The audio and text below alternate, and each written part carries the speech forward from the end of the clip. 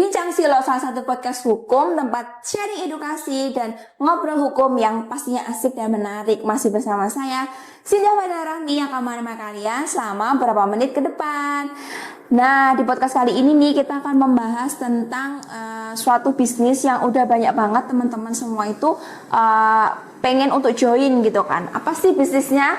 Bisnisnya tuh join franchise raksasa kayak Alfamart, Indomaret, terus Gacoan, yang pasti nilai franchise-nya tuh agak sedikit nih gitu. Tapi nah di podcast kali ini kita akan membahas sharing ilmu ke teman-teman semua supaya teman-teman tuh tahu apa yang harus teman-teman persiapkan kalau teman-teman mau join franchise, atau hal-hal apa yang harus teman-teman perhatikan dengan seksama supaya teman-teman tuh nggak zonk ketika join franchise. Tentunya saya nggak akan sendiri, saya akan bersama partner podcast saya yaitu Mas Muhammad Antariksa. Halo Mas. Halo. Ya, podcast kali ini kita hanya berdua ya Mas ya. Iya, alhamdulillah ya. Biasanya ada satu orang yang ini sekarang dia lagi fokus katanya ingin mengembangkan diri katanya. Iya, memperbaiki diri katanya. Memperbaiki diri dia. Upgrading ya. Karena sistemnya udah lemot ya Mas ya. Iya, lagi install ulang katanya, dengar-dengar update OS. Nah, Mas, kali ini nih kita mau ngebahas tentang franchise raksasa nih Mas, gitu kan, kayak Indomaret, Alfamart gitu. Kan banyak banget nih sekarang Gen-Z yang bapak ibunya tuh konglomerat, terus mereka tuh mau join Alfamart karena ya ini sekarang nggak edukasi salah satu teman saya ya Mas, karena beliau itu lagi kepengurusan franchise Alfamart. Oh gitu.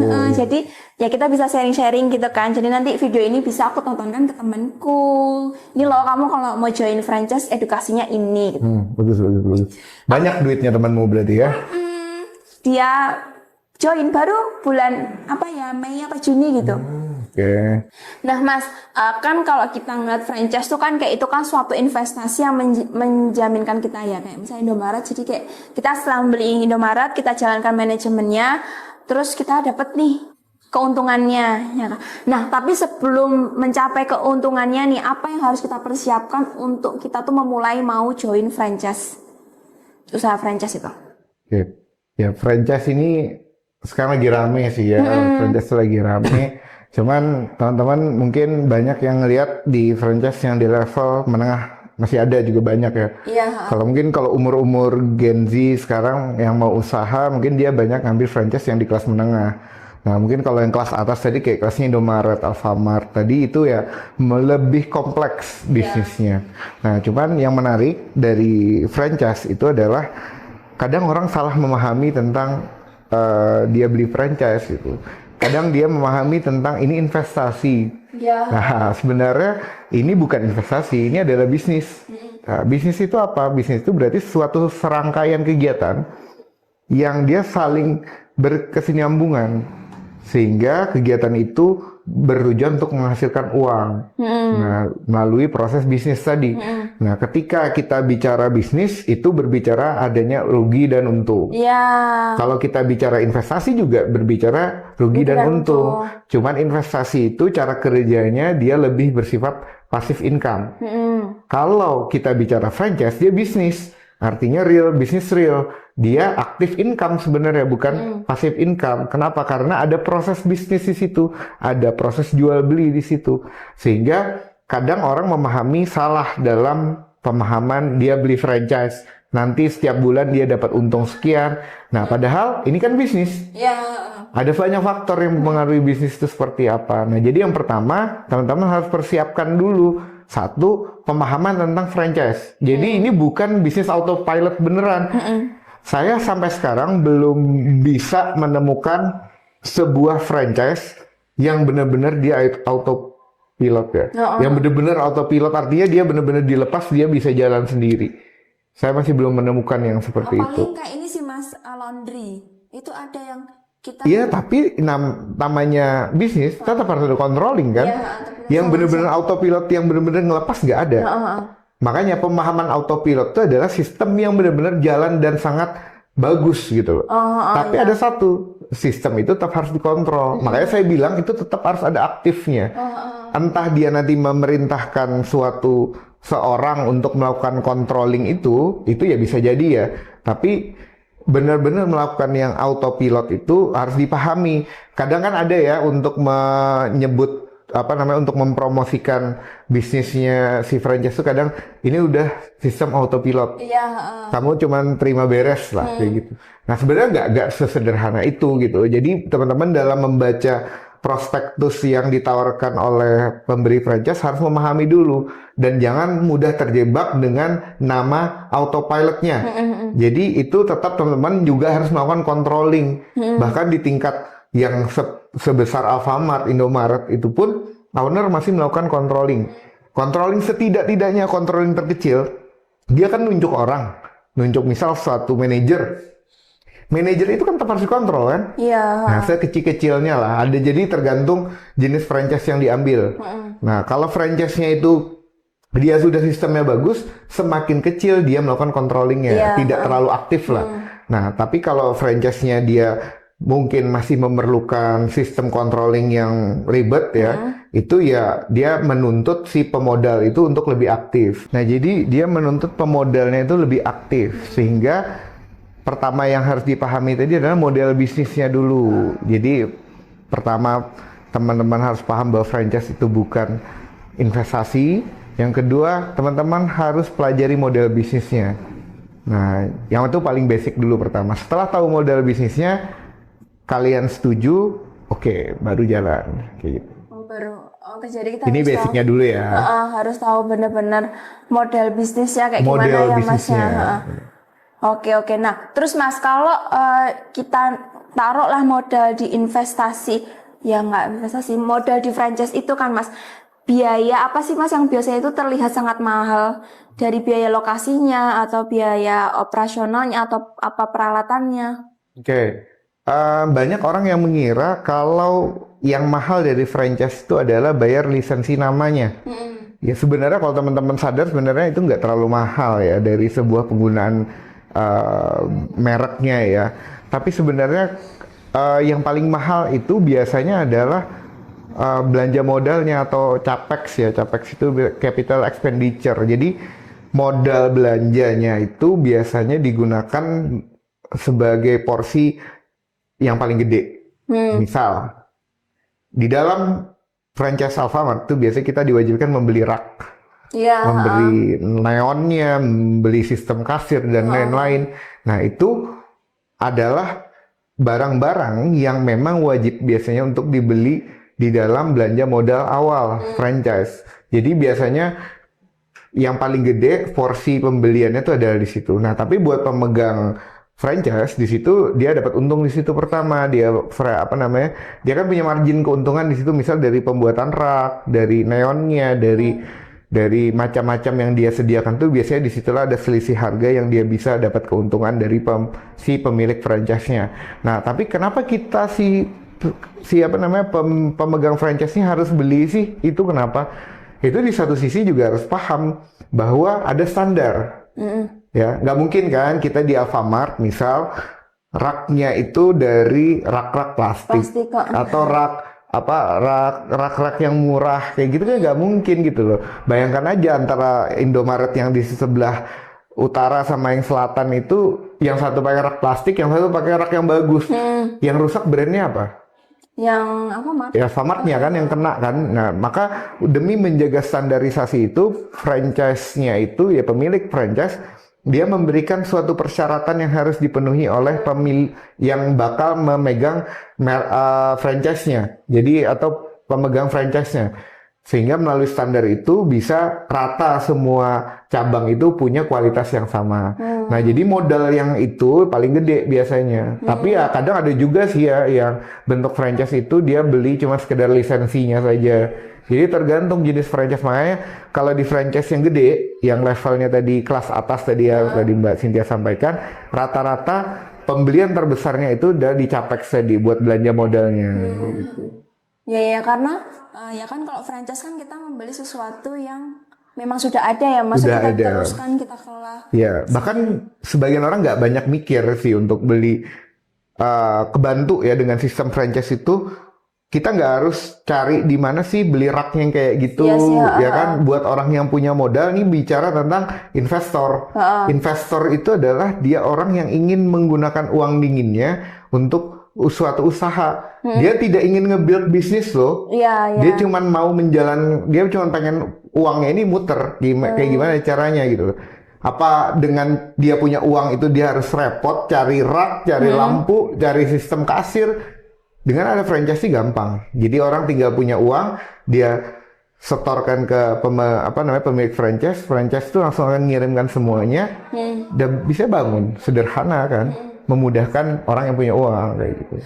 Oke Mas. Nah, terus Mas di sistem franchise ini kan ada yang franchise kita cuma beli nama brand terus kita kelola sendiri. Yeah. Ada yang ya kita tuh ibaratnya kayak menjalankan usaha orang itu, tapi ini punya kita gitu. Nah, dari dua jenis itu Mas, mana yang lebih menguntungkan dan nggak menguntungkan sih, lebih aman dari segi legalnya ya Mas ya? Ya kalau dari segi legalnya saya bisa pastikan keduanya itu sama-sama aman. Kenapa? Karena itu adalah dua jenis kegiatan usaha yang memang bukan skema bodong gitu loh. Itu benar-benar bisnis real. Jadi bisnis real itu kita kan sering kena scam ya, orang-orang Indonesia ini udah nggak kehitung yang namanya kena scam di dalam. Kita kenapa ngomong seperti itu, kita udah nangani ya. Jadi banyak orang yang punya uang kena tipu masalah model investasi, bahkan angkanya nggak sedikit gitu loh. Jadi itu bukan kita bilang nggak pintar gitu loh, itu tentang bagaimana seorang itu kena tipu, itu pasti yang nipu lebih pintar. Nah, jadi kalau kita bicara yang tadi dua itu, saya bilang dua-duanya aman dan legal. Asal tadi yang punya franchise itu dia kredibel. Itu aja satu. Yang kedua, kalau dari segi bagus atau tidaknya ya, artinya lebih rekomen yang mana sih dari sisi hukum? Kalau lebih rekomen yang mana, sebenarnya yang paling aman dan paling minim resiko adalah yang paket lengkap. Paket lengkap. Kenapa? Karena paket lengkap ini biasanya punya managerial system yang lebih baik dibandingkan cuma jual lisensi merek.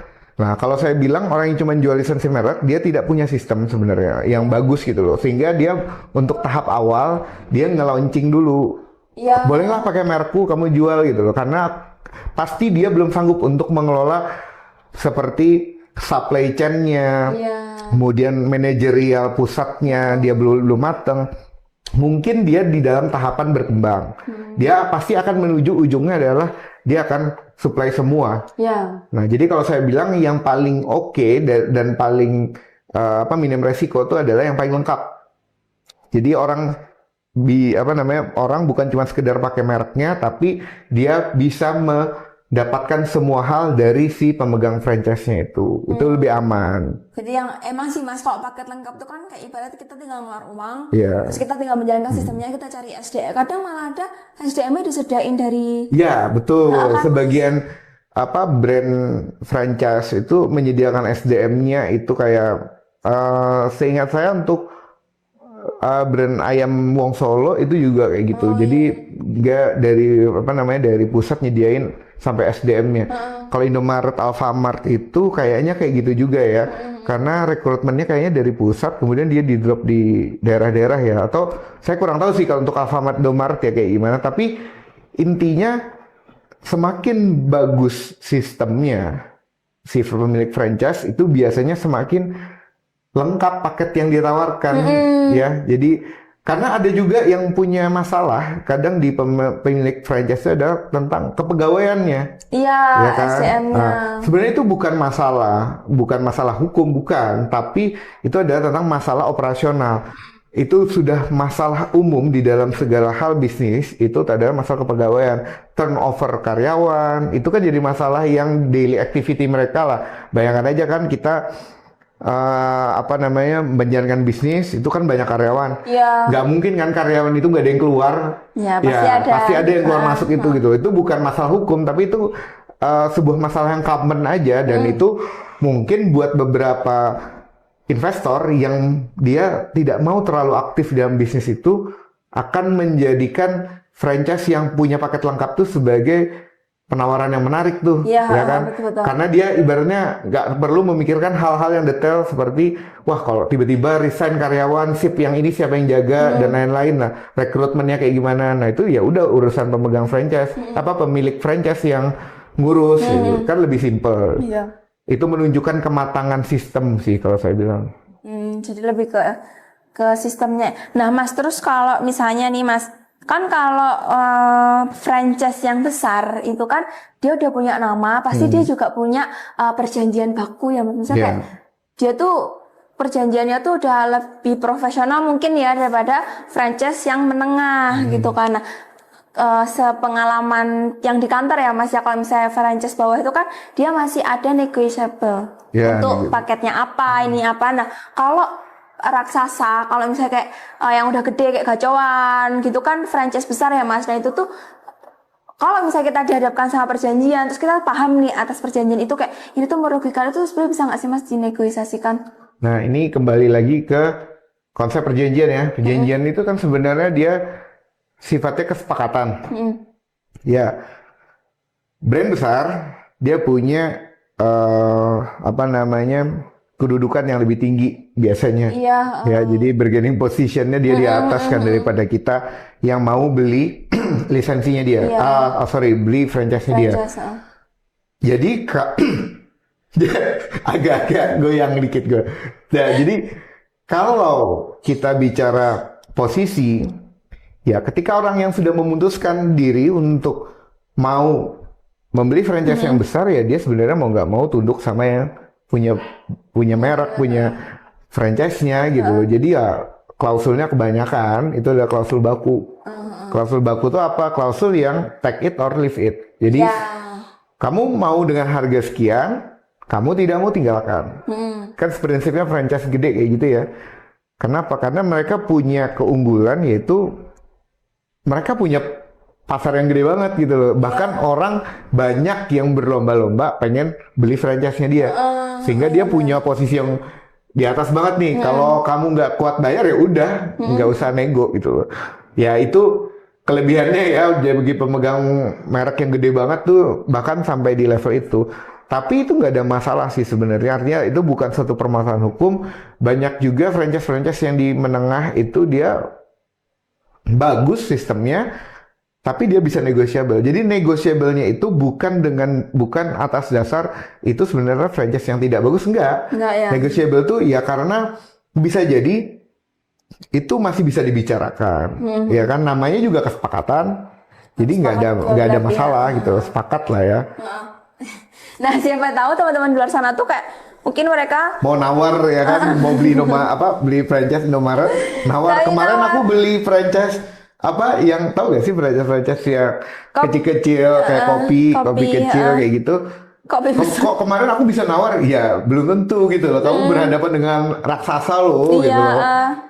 Ya nggak mungkin lah kita nawar kalau ya, kayak gitu ya. Nggak tahu ya Mas, ya kita bisa bilang itu 70%, 85% lah.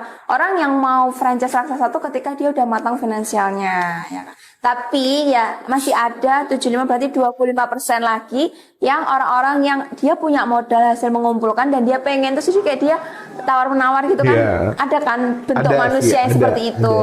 Jadi kalau untuk edukasi teman-teman gitu loh, kayak biasanya ya kalau sudah brand besar ya itu kita harus punya modal gitu loh. Dan siap juga, bahkan di beberapa brand besar itu udah keluar kadang angka-angkanya, fix angkanya kayak gini. Di internet tuh udah ada. Iya kan, udah keluar angkanya ya. Jadi teman-teman udah harus siapin lah modal segitu dulu gitu. Ya kayak gacoan tuh 125 juta. Sun lah ya, kita Silo ini punya gacoan. Terus Mas, terus biasanya di investasi itu jangan lupa. Nah terus Mas, biasanya itu kan ada target penjualan. Ternyata di pertengahan jalan kita tuh nggak nyampe target itu. Nah itu tuh kita tuh bisa nggak sih untuk nyabut lisensi itu kayak aku nggak bisa nih, aku udah nggak bisa, ada rugi nih aku. Oke. Itu tergantung dari sistem yang dipakai di franchise-nya ya. Di beberapa sistem franchise memang menyebutkan secara spesifik tentang target penjualan. Kenapa saya bilang seperti itu? Karena Eh, bisa jadi franchise itu banyak yang dia keluarkan. Contoh kepegawaian ya. Ya. Kepegawaian itu kan suatu kebutuhan atau biaya yang ada di perusahaan yang harus dibayarkan setiap bulan. Jadi karyawan itu kalau sepi ya tetap harus digaji kan. Iya. Nah kalau rame ya digaji juga kan. Nah berarti artinya itu biaya yang akan redundant setiap bulan yang akan dibayarkan rutin kan. Nah bayangkan aja kalau karyawan ada sistem franchise yang karyawan itu yang bayar itu adalah pusat. Iya. Nah itu ada yang kayak gitu. Bagaimana caranya ketika suatu franchise-nya yang beroperasi itu tidak mencapai target, sedangkan perusahaan pusat selalu membayar. Nah, maka kadang ada namanya sistem target penjualan. Tapi ada juga franchise yang tidak menerapkan sistem itu. Nah, kalau tidak menerapkan sistem itu biasanya biaya-biaya kayak gitu dibebankan sama pemegang franchise. Jadi itu nggak pakai target. Nah, target itu biasanya lazimnya dipakai di franchise yang ada keterlibatan pusat di dalam operasionalnya. Tapi kalau tidak ada pusat melibatkan operasional di situ, ya itu biasanya tidak menggunakan target penjualan. Cuman biasanya tetap ada minimum target target tahunan. Ya. Fungsinya apa? Biasanya pemilik franchise itu ingin mengetahui apakah brandnya dia itu bagus atau tidak di daerah itu. Karena itu akan menjadi perhatian juga di masyarakat ketika kita pasti punya lah ya persepsi terhadap suatu tempat yang sepi. Kayaknya nggak bagus gitu. Kayaknya ini kok sepi banget gitu loh. Itu kan nggak bagus. Jadinya muncul persepsi kita di dalam customer, kayaknya tempatnya nggak enak deh. Atau ini nggak rame, mahal deh, kayak gitu loh. Sehingga ini akan merusak brandingnya dia. Jadi mungkin si pemilik franchise itu bisa nge-cut. Atau sebaliknya, fungsi dari target penjualan itu untuk mengevaluasi, untuk membantu investor dalam melakukan evaluasi bisnisnya dia. Kalau tidak achieve target, ini kan berarti harus pilihan dia mau cut atau tidak. Diberikan suatu kayak semacam standar dari franchise untuk menawarkan kamu bisa kok berhenti untuk pegang franchise ini gitu loh. Karena dikhawatirkan nanti akan rugi dan mengkhawatirkan lagi kerugiannya akan jauh lebih besar. Nah jadi itu sebagai jaring pengaman sebenarnya target penjualan itu. Bukan bukan suatu kewajiban yang harus dipenuhi oleh pemegang franchise, tapi itu biasanya sebagai sistem. Hampir saya lihat di semua franchise besar dia menerapkan target itu. Ya. Jadi target tuh bukan suatu penghalang ya Mas ya. Iya.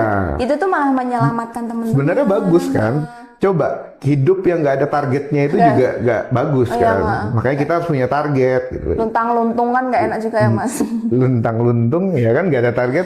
Nggak ada target kayak hidup segini-gini Hidup kayak aja. gini-gini aja ya kan nggak bisa. Bagus sih target itu.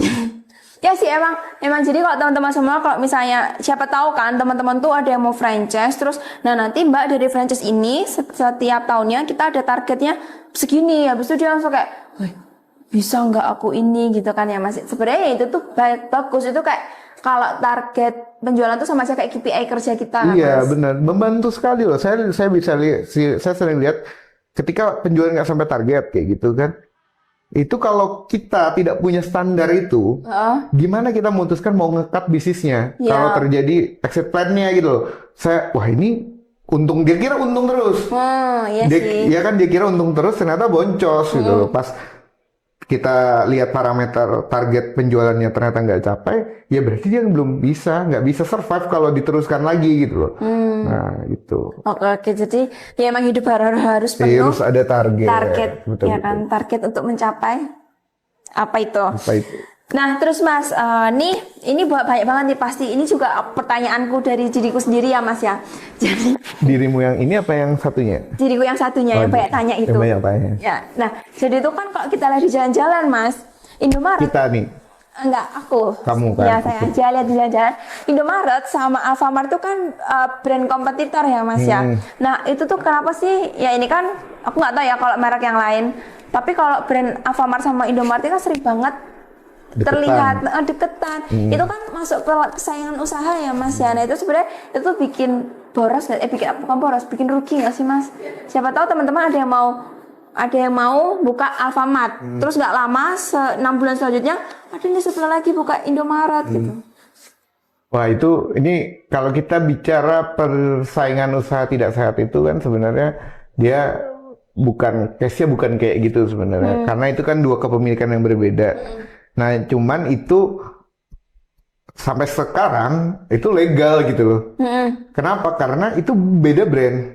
Oh iya. Ya jadi nggak ada, itu namanya kalau non kompetitif. Jadi kan yang sifatnya non kompetitif itu biasanya dia ketika buka Alfamart itu jangan sampai Alfamart yang lain atau radiusnya misal ini Alfamart sesama Alfamart hadap-hadapan kayak gini, itu nggak bisa. Mungkin radiusnya dia masuk radiusnya dia dilarang buka di situ gitu loh. Itu sebenarnya kegunaannya untuk melindungi para pemegang franchise supaya tidak saling sikut. Nah, itu untuk bagi-bagi rezeki lah. Iya. Tapi kalau beda brand, ini kan nggak ada pengaturannya. Iya sih. Jadi masa iya dilarang buka sesama franchise, beda franchise di sebelahnya? Itu kan perusahaan sebelah. Ini kan perusahaan sebelah juga, bukan perusahaan yang sama. Oh, kalau franchise tuh waralaba tuh kayak gitu ya aturannya. Waralaba kayak gitu. Cuman di dalam beberapa franchise yang kayak SPBU, itu beda lagi. Kalau itu memang nggak pernah kan menemukan SPBU hadap-hadapan? Nggak pernah. SPBU sebelah-sebelahan. Jadi tergantung bisnisnya lagi, Mbak. Jadi kalau kita bicara tadi Alfamart Indomaret, ya itu nggak ada bebas, itu nggak ada aturan yang menghalangi karena dia beda perusahaan. Tapi kalau berbicara sudah sektor industri yang lain, franchise-nya tadi seperti SPBU, itu aturannya udah jauh. Di dalam LPG LPG itu kan dibatasi ya? Iya, satu wilayah sekian agen. Nah, itu contoh pembatasan yang saya maksud tadi. Tapi kalau untuk di sistem franchise-nya Indomaret Alfamart nggak ada pengaturan itu. Oh, makanya kenapa sampai detik ini tuh masih kalau misalnya nih Mas kok di Ring Road Alfamart, ada nih Alfamart yang arah sana, ada Alfamart yang arah sini, itu nggak apa-apa? Nah, itu tergantung lagi internal dari perjanjian si Alfamart. Radius yang dimaksud itu adalah radius yang di jalan sini, bukan yang di jalan sini. Oh, ya karena beda arah beda ya. arah. Jadi emang nggak apa-apa kalau misalnya ada Tapi nggak pernah kan lihat Alfamart sebelahan beneran sama Alfamart? Nggak pernah. Nah, itu. Alfamart, toko kelontong, Indomaret. Nah, sering belanja? Nggak pernah belanja seumur hidup. Oh.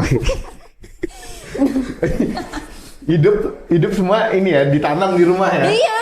Semuanya ada, beras ikan ada ikan. Ada ikan. Kalau mau mancing boleh. Boleh. Nggak boleh. Nah, terus Mas, kalau ada yang sistemnya itu omsetnya itu pusat tahu nih Mas, jadi kayak sistem kasir tuh loh Mas. Oh, sistem kasir. Iya. Jadi kayak pusat tahu nih kalau misalnya cash flow kita setiap hari. Nah kan yang megang sistem nih pusat. Nah sebenarnya aman nggak sih Mas? Siapa tahu cash flow kita ada yang diapain gitu, digelapin atau gimana? Oke, untuk sistem cash flow yang pusat itu sebenarnya itu sebuah sistem yang sangat kompleks ya. Berarti franchise itu punya manajer yang sangat bagus saya bilang. Iya sih. Sampai bisa seperti itu ya, sampai terpusat kayak gitu. Menurut saya selama franchise itu dia kredibel, data itu aman. Oh iya. Ya, tapi kalau dia tidak kredibel, ini karena apa? Yang pegang sistem manusia masih ya. Kita belum full Autobot ya, bukan full masih AI, udah enggak ya. Jadi masih kita yang namanya laporan ke sistem elektronik itu yang memproses masih manusia. Jadi kalau dibilang mungkin tidak, ya mungkin aja kalau ada di situ fraud ya. Tapi saya bilang kecil kemungkinannya karena biasanya yang punya sistem rapi kayak gitu, dia perusahaannya besar dan dia punya manajerial yang bagus. Mitigasi yang terkait itu pun saya rasa dia pasti punya. Kayak gitu. Jadi ya kita harus balik lagi ya. Jadi kita tuh nggak bisa menyamaratakan satu hal itu. Kalau satu jelek belum tentu semuanya jelek. Iya betul. Karena franchise itu kan banyak banget ya di Indonesia. Franchise itu ada berapa ya? Ada yang gede aja itu mulai dari KFC yang luar sampai lokalan. Nah terus Mas, kalau misalnya nih kan tadi kita udah belajar franchise. Nah kalau kita misalnya aku mau franchise nih mas, ya kan, ternyata franchiseku rame nih, aku ambil lah buat brandku sendiri, itu boleh nggak mas? Oh, jadi ini ya, itu ini sering terjadi loh ya. Jadi Iya. tapi itu bukan di kata kapasitas kayak Indomaret, Alfamart, Bukan. bukan. Tapi biasanya itu menyerang di franchise yang di menengah. Nah, Kalau yang di atas itu buat brand lagi. Oke lah, anggaplah kamu pegang mie gacoan, ya kan kamu pemegang mie gacoan. Terus kamu kan bisa ya mungkin masak mie gacoan kayak gitu kan. Bisa masak mie kan? bisa, Bisa. jago itu. Jago ya. Enak kan mie? Nah, Iya. masaknya gampang kan mie itu. Bisa lah kamu masak mie gacoan. Anggaplah sampai kamu di level tahu resepnya. Heeh. Kamu tahu resepnya, kamu buka lagi punyamu sendiri. Kalau bicara boleh atau tidaknya, biasanya di dalam perjanjian franchise itu termasuk hal yang dilarang. Mm-mm. Nah, di hal yang dilarang itu karena ada namanya perjanjian kerahasiaan atau non-disclosure agreement, NDA-nya di situ ada melarang bahwa kamu menjual barang serupa di tempat itu, misal. Nah, itu kan sudah dimitigasi sebenarnya sama perjanjian franchise Iya. biasanya. Tapi kan ada aja yang nekat. Iya. Iya kan? Ada aja yang nggak tahu nekat. otak bulus manusia ini Iya keren kan? banget kan? Ada aja yang nekat. Cuma dari pengalaman saya, ketika franchise itu besar, ya di kelasnya kayak mie gacoan, kamu buka lagi dengan resep yang sama, itu orang beli bukan karena mie-nya enak, karena itu mie gacoan. Oh iya. Heeh. Jadi orang banyak beli karena brandnya gitu loh. Heeh. Banyak sekali mie sejenis dengan brand berbagai macam yang mie setan-setan itu, sampai sekarang banyak yang tumbang kan? Iya. Sempet ya era mie setan itu, inget kan? Iya. Gara-gara Yang mie gacoan rame, dia buka. banyak kan brand jenis. Oke, bahkan rasanya ada yang mungkin hampir sama, tapi tetap nggak bisa bertahan gitu loh. Karena orang banyak beli brandnya. Nah, tapi ini beda case kalau di brand-brand franchise yang menengah. Nah, brand franchise menengah itu biasanya apa ya, di sektor makanan sih yang paling banyak yang kayak gitu Iya. ya.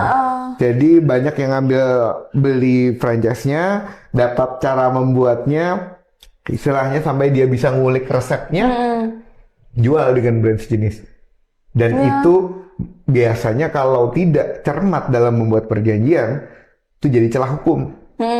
Tapi kalau jadi kita cermat dalam menyusun perjanjiannya, itu bisa kita lakukan upaya hukum untuk menuntut orang-orang yang melakukan perbuatan itu. Jadi itu nggak boleh sebenarnya.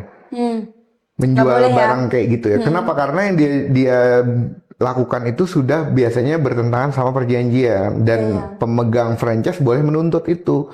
Kan biasanya tuh rata-rata ya, klausur umumnya adalah tidak boleh menjual barang sejenis setelah franchise-nya putus. Putus.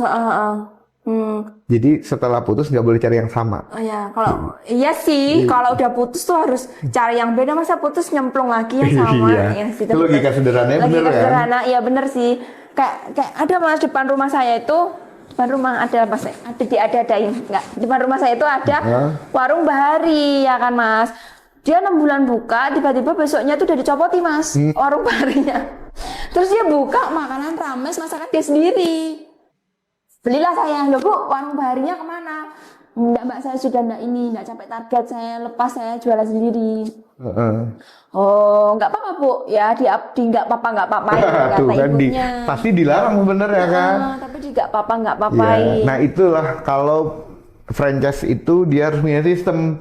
Sistem itu bukan cuma sekedar sistem yang dibangun untuk operasional, termasuk pengawasan. Iya. Jadi mungkin pemilik franchise harus punya tim legal untuk melakukan pengawasan terhadap outlet-outlet yang bermasalah dan melakukan sistem controlling. Nah, itu harus ada sistem yang seperti itu. Jadi, makanya kalau terjadi yang kayak gitu, itu kan sebenarnya melanggar. Cuman saya bilang kan tadi ada aja yang nekat gitu loh. Di enggak apa-apa. Di nggak apa-apa itu khas banget sih orang. Ya, itu ibu-ibu banget. Di enggak apa-apa. Nah, oke Mas Andriksa, setelah sharing-sharing ilmu nih Mas, Sharing-sharing ilmu gimana ya sharingnya tadi kita? Ya kita sharing Masnya aja sih, Oh, sharing iya. ilmu ke teman-teman semua. Nah, sekarang itu Mas, franchise itu banyak, anak-anak itu banyak tergiur sama franchise yang kopi-kopi. Itu kopi-kopi. lagi rame banget Mas sekarang tuh. Nah, coba dong Mas kasih tips supaya teman-teman di sana yang mau franchise tuh mereka udah ada ilmu bekal gitu loh Mas, supaya nggak ketipu. Oke. Pertama, yang teman-teman persiapkan itu adalah satu, pahami dulu bisnisnya. Bisnis itu panjang loh prosesnya. Ya. Teman-teman harus pelajari dari hulu sampai hilirnya. Karena apa, teman-teman? Bukan investasi, tapi teman-teman berbisnis. Selain investor juga operator, ya. Jadi di dalam bisnis franchise tuh jangan cuman menaruh uang dan melepasnya begitu saja. Itu adalah satu kesalahan yang biasa dilakukan oleh orang-orang. Kalau bisnis kopi ya. Kemudian yang kedua adalah teman-teman harus cermati perjanjiannya. Teman-teman harus cermati perjanjiannya, pastikan perjanjian itu proper. Kenapa? Perjanjian yang proper itu adalah parameter paling sederhana daripada suatu entitas bisnis. Artinya apa? Ketika dia proper dengan sebuah perjanjiannya, berarti dia mempersiapkan semua hal. Dia punya manajerial yang bagus, dia punya pemahaman hukum yang bagus, dia punya standar suatu perusahaan yang bagus. Ya, itu parameter yang bisa kita lihat di depan mata loh ya. Perjanjiannya bagus gitu loh. Kalau perjanjiannya acak kadut, apa istilahnya kadang cuman dibuat dari AI atau mungkin kopas, itu menunjukkan suatu ketidakprofesionalan, sehingga teman-teman harus waspada malah yang dengan perjanjian yang seperti itu. Kadang perjanjian yang ribet itu malah menunjukkan suatu kematangan, artinya dia memitigasi segala hal. Artinya franchise ini bukan franchise abal-abal gitu loh. Gue punya sistem yang oke gitu. Kamu lihat itu kalau misalnya perjanjian kita setebal ini gitu loh. Kita memikirkan kok semua hal yang apa yang bisa terjadi, potensi-potensi yang bakal kejadian di bisnis ini. Nah itu kan suatu hal yang nggak semua perusahaan bisa lakukan. Iya sih. Nah jadi yang berapa tadi? Kedua tadi lihat dari perjanjiannya.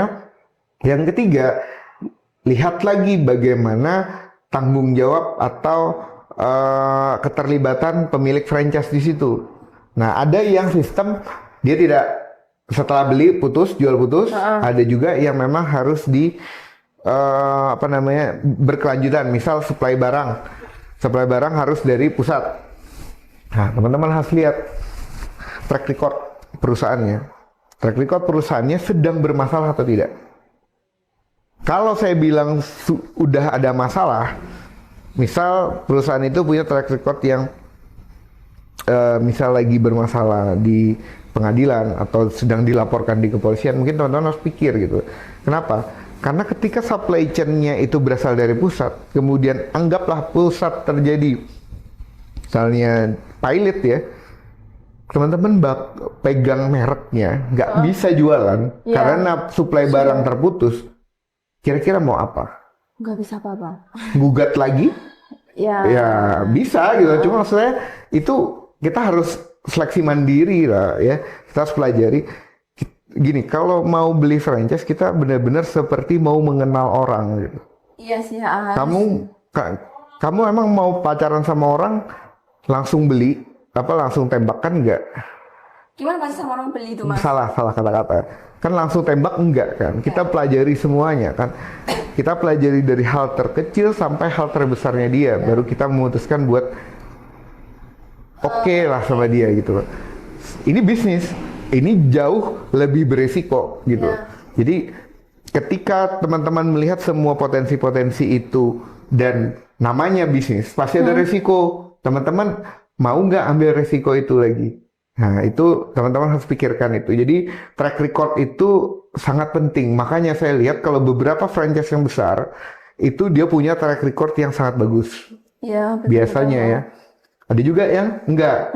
Namanya juga bisnis perjalanan, bisa jadi mereka di tengah jalan bermasalah secara hukum.